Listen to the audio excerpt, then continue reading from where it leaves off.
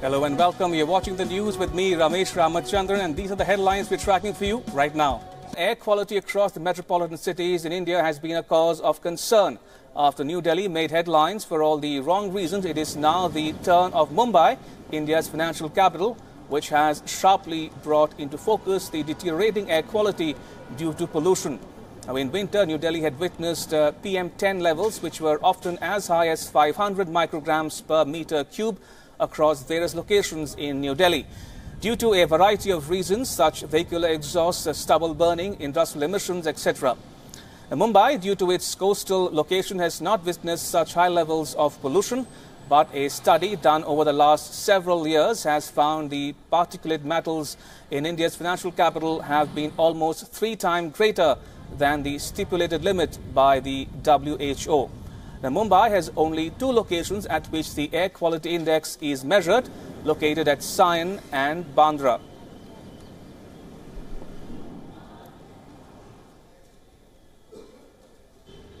All these years, the people of Mumbai have been breathing easy without the thought of air contamination. The general theory being that since Mumbai is surrounded by the sea would play its part in cleaning up the air. However, in the recent times, air quality in the city has been on the decline. Recent data also reveals that the air pollution level in Mumbai is 6 times more than the prescribed standards of the World Health Organization. With video journalist Naresh in Mumbai, Pragya Jha, WION. Now, the key reasons impacting the levels of PM10, that's particulate matter 10 micrometers or smaller in India's financial capital, is vehicular emissions, construction activity, waste burning, etc. Vehicular emissions predominantly contain carbon dioxide, sulfur dioxide, high levels of lead, mercury, etc., which are absorbed into the respiratory system when people inhale. The average air quality index in Mumbai in 2016 was 138 and in 2017, 130. The air quality index reading in the city of Mumbai today is 190, which is over 3 times the permissible limit. We arrived yesterday, so for now I don't feel too bad. We coughed a little bit, but we feel quite okay. The only thing is that we see that we can't see so far from here because of a bit of smoke, but for the rest it's fine. From London, we've been visiting Bombay for a long time. We've been here quite a few times, but every time we come around here and we can see the atmosphere, and I think the pollution is getting worse and worse.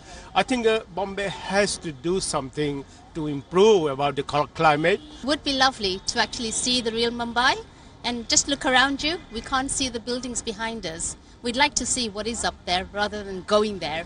You know, it's very, very dense. It is difficult to breathe. It is difficult to understand the intensity of the smog, because it does cause a lot of health issues later on, which can be prevented by simply taking matters into politicians' hands, and they can do something about the air quality and to improve it.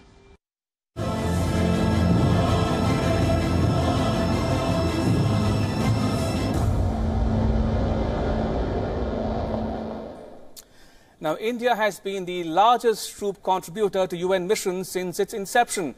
So far, India has taken part in 43 peacekeeping missions. WION is on ground zero, exploring what it takes for Indian Army personnel to serve in a foreign land.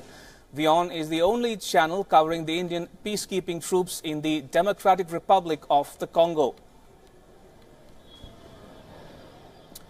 And WION's Karthikeya Sharma spoke to a UN official in charge of civil affairs in Goma. Speaking on the situation in Congo, UN's Daniel Ruiz hailed the role of Indian contingent in bringing stability to the African country and said that the situation has very much improved in the Congo. Listen in. I'm joined by Mr. Daniel Ruiz, Head of Office Goma, which is part and parcel of MONUSCO.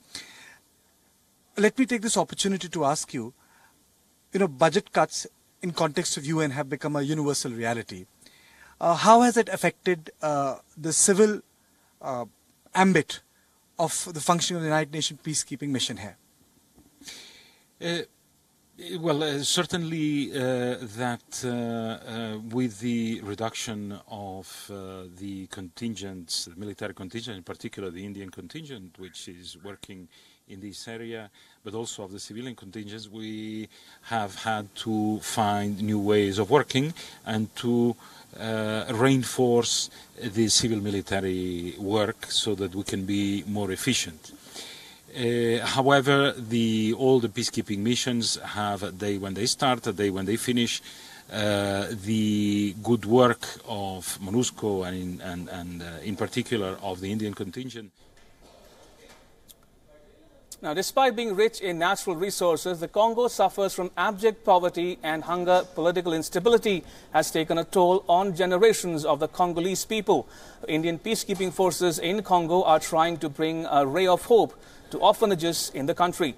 WION's Sharma with this ground report.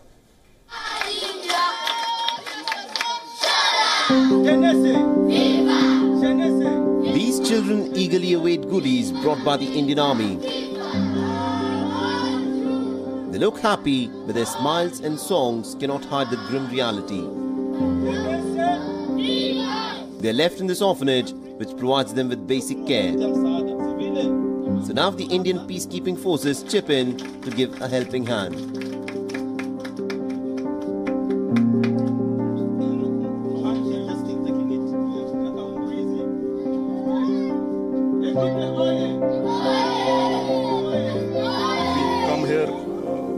Very often and give out, for example, footballs, for example, stationery, for their overall development. Because if we make a promise, then we have to complete it, and the turnover of the units is in 6 months, in a year, and a new unit comes in, but the expectations stay. So that is why we don't do any promises, and whatever we say, we try to complete them. The orphanage is built on a lava pit. A decade ago, the town was all but obliterated by a volcanic eruption. So what looks like a badly maintained road is actually solidified lava. One has no choice but to drive over it in order to meet the children. Despite having plenty of natural resources, the situation in Congo is pretty grim. About 10% of the population suffers from extreme malnutrition. Political violence has displaced thousands within and outside of Congo. Delayed elections have further fueled unrest in the country. While patrolling, we can meet kids who are roaming around. Now, when we see those sorrows, when we get sorrows of those kids, we say we don't have something what we can do for you, but one thing that we can do, it is just to report these sorrows to somebody who can be able to assist you. That's why, if somebody will see these photographs, we are coming to him as Indian contingents. Please get sorrow of these kids. Help them. They don't have any place to deal. They don't have any food to eat. This area is very, very, very small. We can't, the space is very small, so that we like to raise up in a good land and a good area on which we can get a largest place just for the game of the children. And we require a sponsor. For instance, India government should maybe help if they are able, or other countries.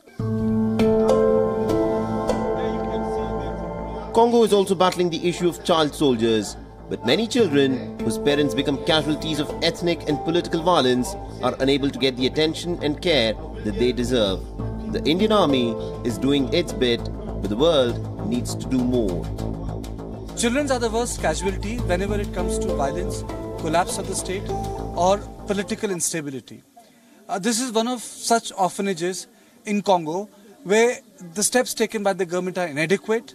What UN can do is limited, but what is required is a civil infrastructure where kids are not given dolls but shown a future where they can rebuild their lives again.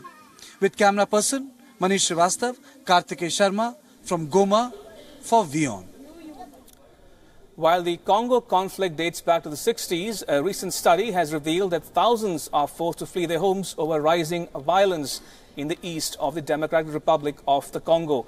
According to the United Nations High Commissioner for Refugees, almost 7,000 people have crossed to neighboring Burundi and 1,200 into Tanzania in the past week alone. The reasons are clear. Refugees say they are fleeing forced recruitment, direct violence and other abuses by the armed groups. Earlier this week, the World Food Programme described alarming food insecurity in the country. The situation is sparked by an extension of conflict into areas which were previously considered stable.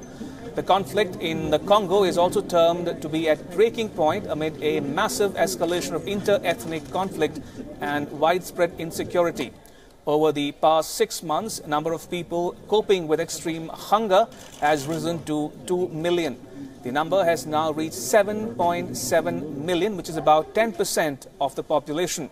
Now, agencies say more than 4 million children under the age of 5 are at the risk of acute malnutrition.